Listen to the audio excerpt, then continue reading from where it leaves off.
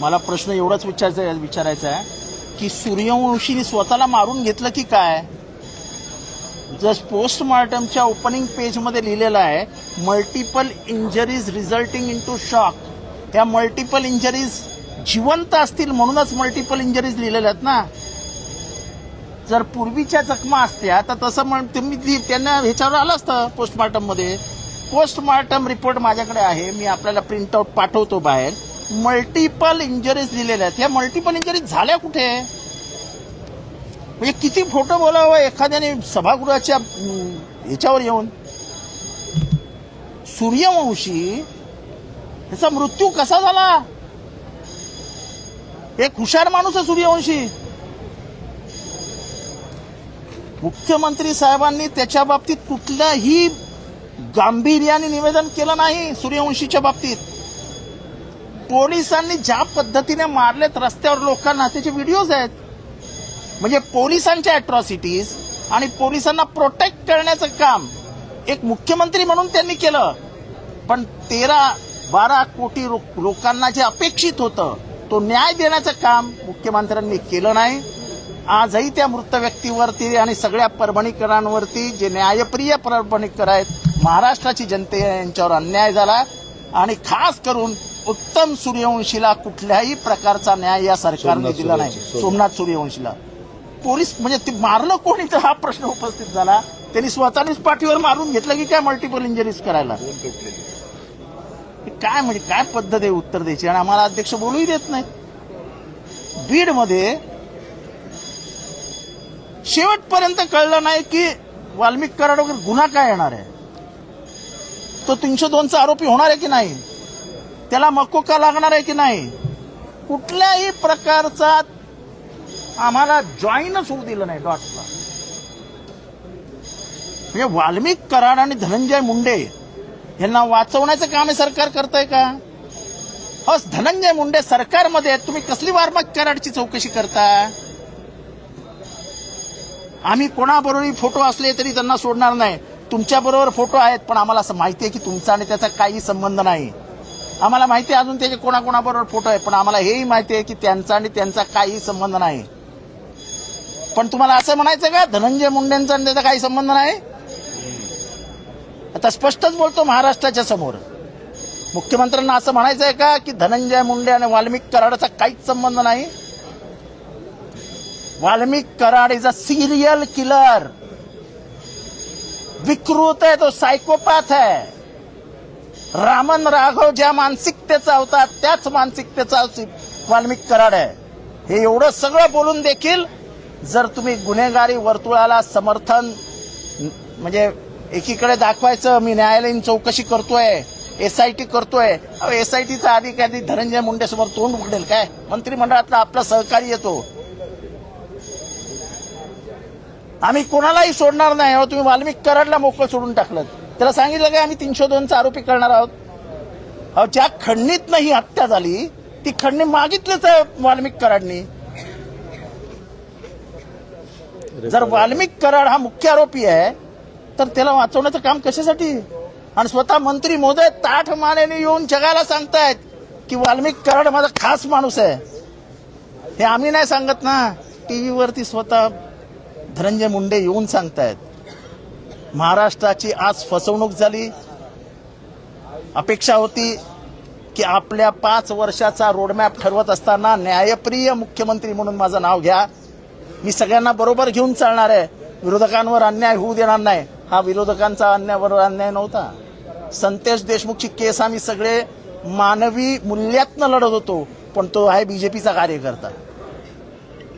तो आमचा कार्यकर्ता नाहीये. कार्यकर्ता आहे तो पण आमचा नाहीये. ते एका वेगळ्या पक्षाचा आहे. पण आम्ही माणुसकीच्या दृष्टीने ही सगळी केस लढत होतो आणि लढवू. पण ज्या पद्धतीने सरकारने गोल गोल गोल गोल गोल गोल फिरवत या सगळ्या दोन्ही केसेसला पूर्णविराम देण्याचा प्रयत्न केलाय, हा अश्लाघ्य आहे. हा महाराष्ट्राच्या न्यायप्रिय जनतेवरती अपमान आहे. या दोन्ही केसेसमध्ये मला वाटत नाही हा सरकार न्याय देईल. त्यामुळे आता ही लढाई रस्त्यावर येऊन लढावी लागेल. सूर्यवंशीची तर केस हास्यास्पद करून टाकली. बिचारा लॉचा विद्यार्थी मेला. तो मेला कसा हे सांगण्याचं धारिष्ट्य देखील सरकारने दाखवू नये. तुम्ही खोटा पोस्टमॉर्टम रिपोर्ट सांगता की त्याला श्वासोश्वासाचा त्रास होता त्याच्यामुळे माणूस मरतो काय? ब्रेथलेसनेसमुळे माणूस मरतो का? कधी झाला त्याला ब्रेथलेसनेस? किती वाजता झाला ब्रेथलेसनेस? तो मृत कसा काय आला तुमच्या हॉस्पिटलमध्ये? तो किती वाजता मृत पडला? त्याला ब्रेथलेसनेस होता तर तो गेला का जेलरच्या ऑफिसमध्ये? त्याला कुठे झाला ब्रेथलेसनेस? हजार प्रश्न आम्हाला विचारायचे होते, पण हे प्रश्न विचारल्यानंतर सरकार अडचणीत येईल म्हणून अध्यक्षांची अध्यक्ष म्हणून भूमिका न बजावता सरकारचे उजवे हात म्हणून भूमिका बजावली आणि आज लोकशाही मूल्यांना काळीमा फासली गेली म्हणून आम्ही सगळ्यांनी सभात्याग केलाय. या दोन्ही केसेसमध्ये न्याय मिळणार नाही असं आमच्या मनाला खात्री पटू लागली. वाल्मिक कराड आणि धनंजय मुंडे या दोघांनाही वाचवण्याचा प्रयत्न आहे. कारण का वाल्मिक कराडनी जर तोंड उघडलं तर अनेकांचे बुरखे टरा टरा टरा फाडले जातील. कोणाची किती संपत्ती आहे, कोणाने काय केलंय, कोणाचे कुठे लफडी आहेत, सगळं सगळं सगळं माहीत असलेला जगातला एकमेव माणूस हा वाल्मिक कराड आहे. तेव्हा वाल्मिक कराडच्या फोनमधल्या गोष्टी बाहेर येऊ नये म्हणून वाल्मिक कराडला पण वाचवणार. वाल्मिक कराडला वाचवला तर बाकीचे वाचणार आहेत. अहो पण तुमच्या मंत्रिमंडळातला सहकारी स्वतः सांगतो माझा खास माणूस आहे, काल परवा सांगितलं, आणि त्या खास माणसाची चौकशी तुम्ही करणार त्या माणसाला बाजूला बसवून. म्हणजे धनंजय मुंडेला देखील हे सरकार घाबरते की काय अशी परिस्थिती आता महाराष्ट्रात निर्माण झाली आहे. जर दहशतीचं राज्य महाराष्ट्रात निर्माण होत असेल तर शिवशाहू फुले आंबेडकरांच्या महाराष्ट्राचं हे दुर्दैव आहे. एसआयटीच्या चौकशीला काही अर्थ नाही. न्यायालयीन जेव्हा ते म्हणतात की पूर्वीची पालेमुळे खळावी लागतील, तर आमचं तेच म्हणणं आहे की तो सिरियल किलर आहे. हे सगळ्या खुनांची मालिका झाली असताना जर तुम्ही म्हणता काहीच संबंध नाही, तर मी साधी एक केस सांगतो. बबन गीते म्हणजे गीते विरुद्ध आंधळे ही जी मर्डर केस आहे परळीमधली, त्याच्यामध्ये इन्स्पेक्टर कोण होता? महाजन. तोच महाजन आज त्या मत्स्याजोगमध्ये ऑफिसर आहे. त्यांनी महाजनांची पाठराखण केली, बरोबर आहे. पण त्या केसमध्ये 307 आरोपी वाल्मिक कराड आहे.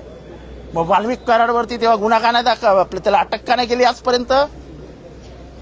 आजपर्यंत एवढे वर्ष झाले त्याला का अटक केली नाही? मोकाट कोणाला लावणार येत होते? त्याला मोकाट सोडला होता, मोकाट.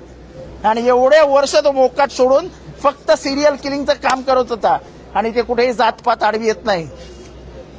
त्याने अर्ध्या ज्या मर्डर केल्या आहेत त्या वंजारी समाजातल्या लोकांच्या केल्या आहेत. वंजारी म्हणून मी सांगतो तुम्हाला.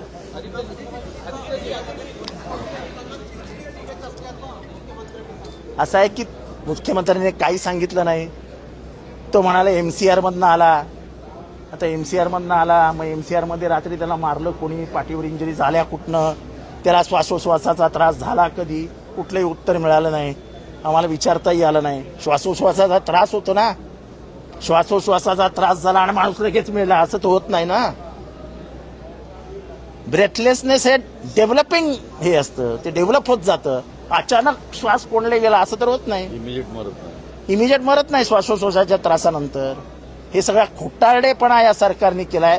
लाज वाटते की अशा माणुसकीला काळीमा फासणाऱ्या घटनांमध्येही जर सरकार राजकारण करणार असेल तर हे दुर्दैव आहे. या सरकारची पुढील वाटचाल कशी असणार आहे हे आज स्पष्ट झालं. मी परभणीतच थोडं पुढे नेतो. मला प्रश्न एवढाच विचारायचा आहे